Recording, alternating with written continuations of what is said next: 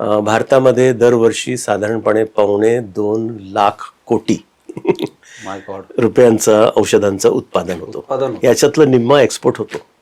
50% जवळ. तर खूप मोठ्या प्रमाणावर उत्पादन आहे. हेल्थकेअर जी इंडस्ट्री आहे भारतामध्ये असं साधारणपणे जवळजवळ 18 ते 19 लाख प्रायव्हेट टोटल हॉस्पिटल्स आहेत. ज्यापैकी 12 लाख प्लस प्रायव्हेट हॉस्पिटल्स आहेत आणि जवळ 7 लाख वगैरे पब्लिक हॉस्पिटल्स आहेत.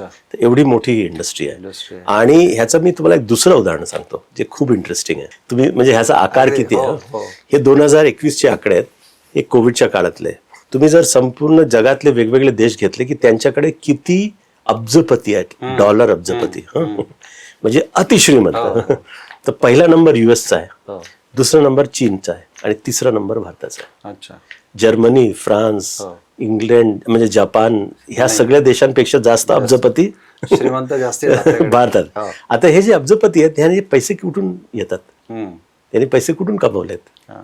तर त्याची जर आपण वेगवेगळ्या सेक्टर्स यादीमध्ये manufacturing, IT industry, fashion design, इतर इंटिग्रेटेड.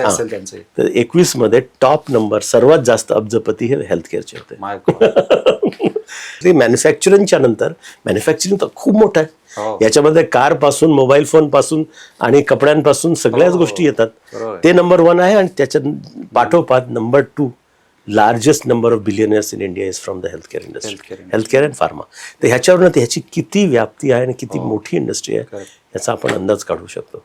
तर एवढी मोठी इंडस्ट्री जेव्हा असते ना तर त्याचं रेग्युलेशन होणे खूप आवश्यक असतं.